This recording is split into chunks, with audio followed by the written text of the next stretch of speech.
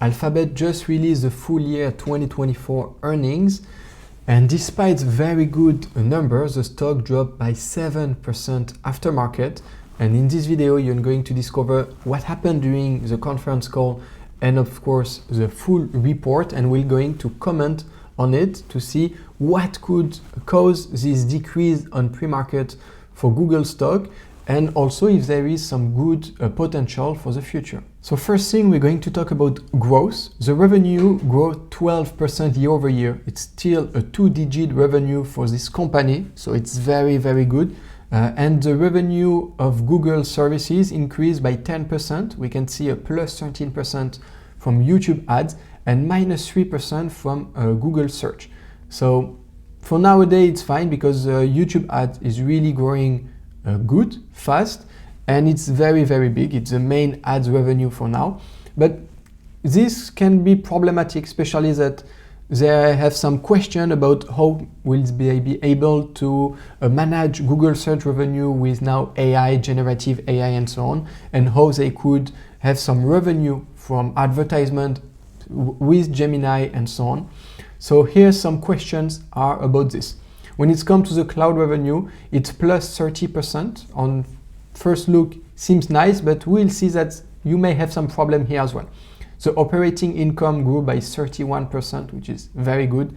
Net income by 28% and earning per share by 31%. So very, very good growth, especially for shareholders, like plus 31% earning per share. It's really good. When it comes to margin, we have operating margin for the cloud segment, which came from 9.4% to 17.5%. They almost doubled, which is very, very good. But we need to know that it's still less than AWS, which is around 30%, and Microsoft Azure. So here's the main concern about cloud is that, okay, they are growing, it's more profitable, but yet they are still not at the same level than AWS or Azure. So it's younger, it's maybe normal, but this is something concerning because it's where they should get some revenue. And you can see that yes, they are getting revenue, but the profitability is not there yet, is not where we want to be yet. Remember, 17% operating margin is still very good, especially that they invest a lot for this, but it could be better and it should be better in the next year. The overall operating margin went from 27% to 31%, so yet margin are increasing, so it's good. It shows a very solid competitive advantage. When it comes to capital allocation, okay, they did 2.46% buyback in 2024, which is very good. But for 2025, nothing was specified. Like nobody did any guidance for 2025 during the conference call, in the report and so on. But I will expect it to be lower, okay, less than 2.46% buybacks. Because they have a huge capex, and the capex is probably the main reason why the stock dropped. Is they plan to spend 75 billion on capex. It never have been that high. In 2024 was already very high, and it was 52.5 billion. So here 75 billion. The reasons why you have this capex, it's they need AI infrastructure, they need cloud servers and so on. They say that they can't meet the demand for server for cloud. So by investing massively, they should continue to grow and will be profitable for the future. They had a huge problem is there too many clients for what they can give in terms of server capacity, cloud capacity. So they need to invest, they need new infrastructure, they need to continue building around this. So that's why the 75 billion will be mostly allocated for the cloud to make it grow. So thanks to this, maybe the operating margin will be higher, the revenue will continue to grow, and it should be good. We need to note as well that for dividends, they didn't specify if they will increase the dividend, if they will keep it. It seems that they should keep it. They say that they want to give shareholders value, but they didn't specify if they will increase the dividend. To be honest, I would not expect too much growth for the dividend if I were you. Because of this 75 billion spent in capex, invested in capex, it seems, and they said it during the call, that they are more focused on growth than dividend and so on. They didn't say than dividend and so on, but they say really that growth is their main focus. So I will not expect a big dividend increase in 2025, maybe 5%, eventually 10% as well, but I will not expect to have 20 or 30%, or at least I will not put it in my valuation metrics and so on. Last thing about capital allocation is a stock-based compensation.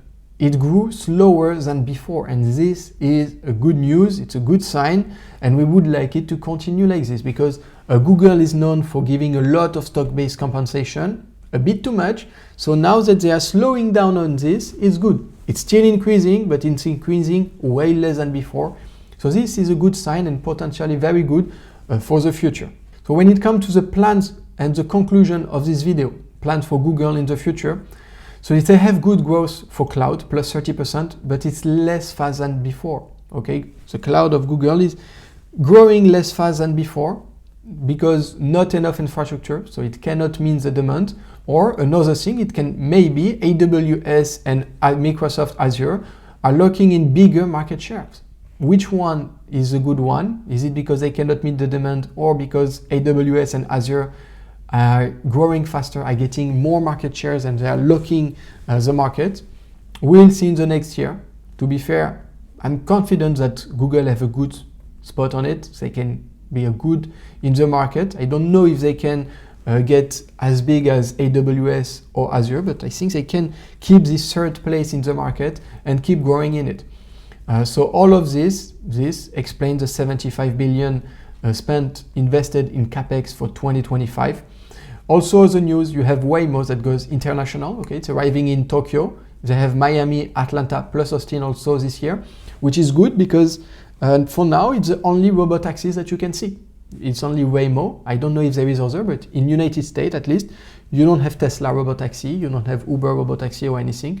It's Waymo that is leading now and taking some place. So this is good for Google because they own this, okay?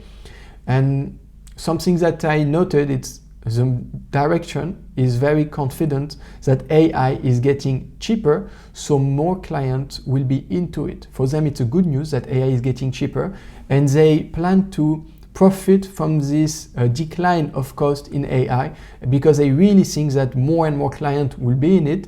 They're working on building cheaper model as well to adapt and to give the client the best way possible to use AI, and also they are really focused on client experience to be able then, why not, to put some ads on them, or also to be sure that people, when they start using it, they continue to use it and they're happy with this. So this is the main goal for Google for the next year and the next years. They didn't do any guidance on what should be the growth in the future, what will the EPS will look like, how the capex will be spent, except that there is this 75 billion for AI and so on, how the dividend will grow. We don't have any news for this. The only main news for me is this 75 billion in capex to continue to have solid growth in cloud, and they should continue the growth on the same way that they had for now.